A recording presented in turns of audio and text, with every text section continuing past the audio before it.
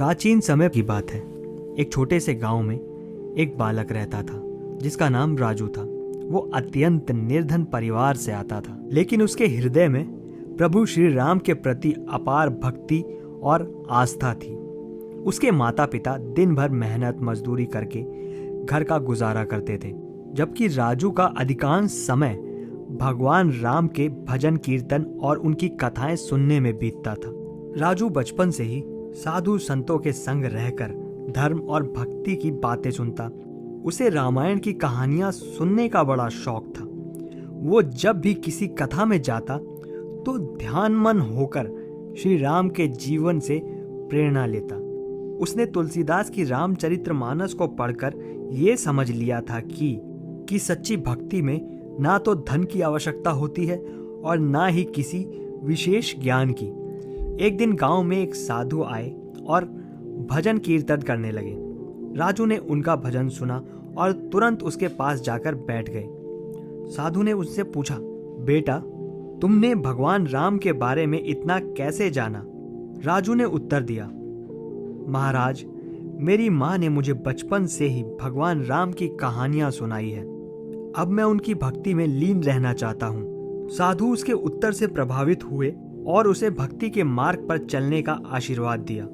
राजू की भक्ति की चर्चा धीरे धीरे गांव के बाहर तक पहुंचने लगी, लेकिन उसकी भक्ति का मजाक उड़ाने वाले कम नहीं थे। कुछ लोग उसे ताना मारते कि राजू, भगवान राम तुम्हारी गरीबी क्यों नहीं मिटा रहे? अगर वो सचमुच भगवान है तो तुम्हारी मदद क्यों नहीं करते?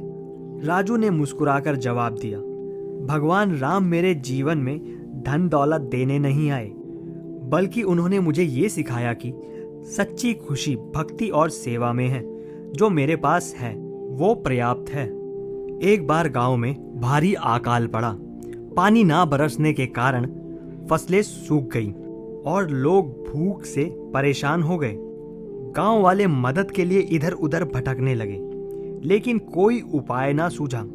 तब राजू ने गांव के मंदिर में जाकर भगवान से प्रार्थना की, हे प्रभु, आपने हमेशा अपने भक्तों की सहायता की है, कृपया हमारे गांव को इस संकट से बचाएं। उसकी प्रार्थना के बाद अगले ही दिन बारिश होने लगी।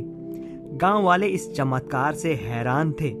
उन्होंने देखा कि राजू की भक्ति सच्ची है और भगवान राम ने उसकी प्रार्थना सुनी और राजू के पास आए और उससे क्षमा मांगने लगे।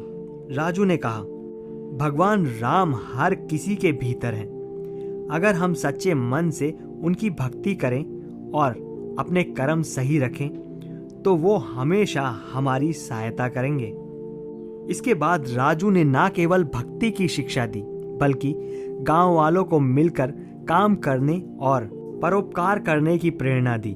उसने उन्हें सिखाया कि ईश्वर की सच्ची भक्ति उनके बनाए हर जीवन की सेवा में है। उन्होंने अपने गांव में एक छोटा सा आश्रम बनाया, जहां सभी धर्म और भक्ति के लोग आकर रामायण की कथा सुनते और भजन कीर्तन करते। राजू के जीवन का उद्देश्य केवल राम की भक्ति करना और लोगों को धर्म का सच्चा अर्थ समझाना था। उसने सभी को सिखाया कि भक्ति का मतलब केवल पूजा पाठ नहीं, बल्कि दूसरों के दुख को समझना और उनकी मदद करना है। राजू ने अपने कर्मों से ये सिद्ध कर दिया कि भगवान राम उनके लिए केवल एक आदर्श राजा ही नहीं, बल्कि जीवन का मार्गदर्शन करने वाले गुरु हैं। अपने जीवन के अंतिम समय में राजू ने गांव वालों से कहा, भगवान राम हर समय हमारे साथ हैं। हम केवल अपने मन को पवित्र और सच्चा रखना है। उसकी भक्ति से ही हमें जीवन में शांति और मोक्ष मिलता है। राजू की मृत्यु के बाद गांव वालों ने उसके आश्रम को एक पवित्र स्थल बना दिया। वो स्थान आज भी राम भक्त और परोपकार का प्रतीक है। शिक्षा, इस कहानी से हमें ये सीख मिलती है कि भगवान की भक्ति में शक्ति और सच्चाई होती है, मगर सच्चे मन से भगवान का स्मरण करें और दूसरों की सहायता करें तो जीवन की हर कठिनाइयों को पार कर सकते हैं। भक्ति का असली अर्थ सेवा, त्याग और सच्चाई में निहित है।